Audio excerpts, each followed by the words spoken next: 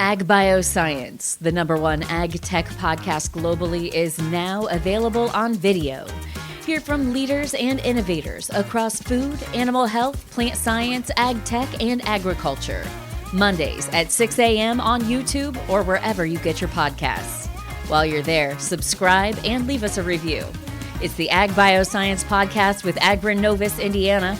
Get more information at agronovisindiana.com.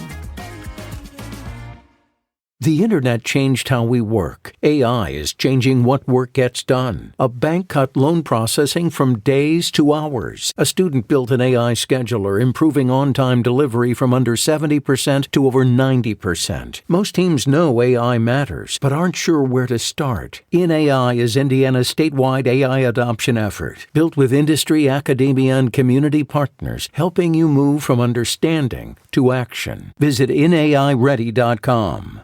This is Inside Indiana Business Radio on demand for Friday, June 26th, 2026. I'm Gary Dick. Hard Rock Casino in Northern Indiana is celebrating 5 years since opening its doors in Gary, and officials are primed for what the future might hold. Speaking on the Business and Beyond podcast, President Matt Shuford said the casino hit the ground running in a competitive landscape. Very shortly after we opened the doors in May of 2021, we became the leader from a gaming revenue perspective in the state of Indiana, and we haven't looked back since. The casino is now looking toward the future, with a new hotel being built in conjunction with the planned Lake County Convention Center, construction for which is slated to begin next year.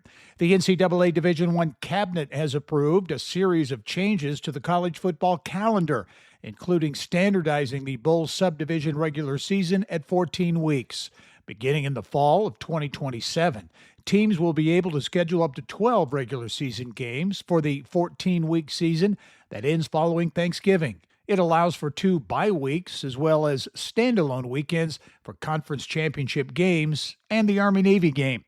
Ball State University announced Thursday that a rare Bob Ross painting will go up for auction next week, with the proceeds supporting Ball State PBS. The painting, titled Mountain Summit, was created on an episode of The Joy of Painting, which was filmed at the WIPB studio in Muncie and aired in November of 1987.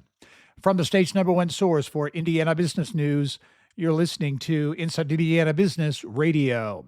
Thanks for listening to this IBJ Media podcast. You're probably going to remember this ad. Do you know why? Podcast advertising works.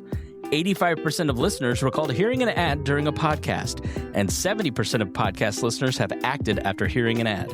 So whether you're looking to be heard across the entire IBJ Media Podcast Network, sponsor one of our shows, or just start with a 30-second ad, IBJ Media can help. Contact advertise at ibj.com to learn more. An Indianapolis-based energy service company and LED lighting manufacturer is suing an Arkansas contractor. IKEO LED Lighting filed its lawsuit accusing Negawatt Partners of making false and negative claims about the performance of IKEO's lighting products. According to the complaint, the two companies entered into a business arrangement in 2017 with Negawatt purchasing various IKEO products. In early 2023, the company's relationship developed further as Negawatt took on other projects, according to the complaint. For these projects, IKEO was responsible for product and installation delivery, while Negawatt acted as the product installer.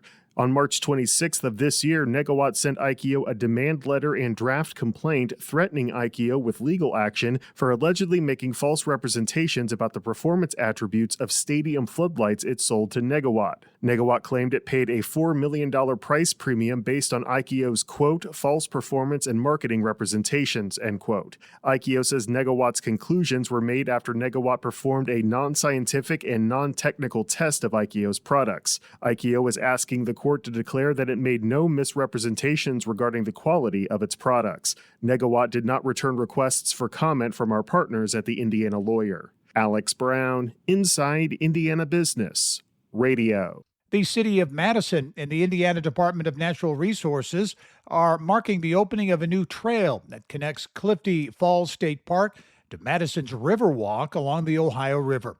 The paved 1.5-mile Clifty Connector Trail was constructed by the city with the help from a nearly $2.2 million grant administered by DNR. The project also includes a new trailhead that features parking, bike racks, and a water fountain. Clifty Falls State Park encompasses more than 1,500 acres in Jefferson County. This is Gary Dick for Inside Indiana Business Radio on Demand.